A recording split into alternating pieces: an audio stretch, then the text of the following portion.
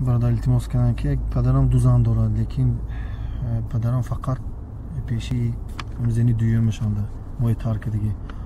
وقتی که ما مثلا خواهرگیری میریم با ما جنگ و جنجال میکند، وقتی که نمیریم مردم برنده شکایت میکند که فرزندای من اونده من خواهر نمیگردن. به التماس کنید که خطورتی همین این رفته چی میکرد؟ یعنی عموما یعنی کدوم حالت هم باشتم صله رحم یعنی رسمون خویشاونده باید که مستحکم کنن.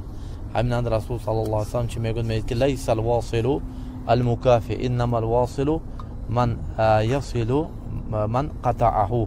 یعنی صله رحم نه که مثلا خویشا تو به نیکی میکرد تو وای ها به نیکی میکرد. نعم این خویشه این ریشه خویشی حساب میشه، لیکن از همه اولاترین بهترین یعنی خویشی رسمونش مستحکم کردن چه خیل بعض خویشای میشن که تو به بدی میکنن، تو به جای بدی وای ها به چی میکنی؟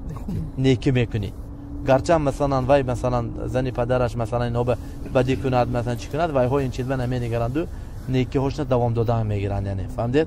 نیکی چی میکنن این دوام میتن. یعنی اگر مثلا خاصتا پدر باشد این حق پدر چی گفته؟ یعنی عظیم الوالد نعم وسط من اوساط باب الجنه فمن شاء اثبته و من شاء کثره. یعنی پدر این مابین دروازه جنت است. برای همین پدر مثلا چه خدمتش عظیم. یعنی پدرم به چی نصیحت میکنید که فقط پیش یکم زنشان داد؟ یعنی باید که عدل جواب بیارن. یعنی معروف که یعنی حدیث رسول صلی الله علیه و سلم میگه که آدمی که 2 زن یک زن زاید داشته باشه عدل نکند و یک تاش به مایل شود دویمش ترک کند و چی میشد؟ روز قیامت میبیاد یک طرفش چی میشد؟ یعنی مایل شده، یک طرفش اویدون شده میبیاید. برای همین یعنی چی میکند؟ یعنی باید که عدل کند. اما مثلا یک تاش به اهمیت داده دویمش ترک کردن این چی میشد؟ چی میشد گفتیم؟ یعنی این یعنی ناعدلی ظلم میشد و ظلم ظلمات یوم القیامه.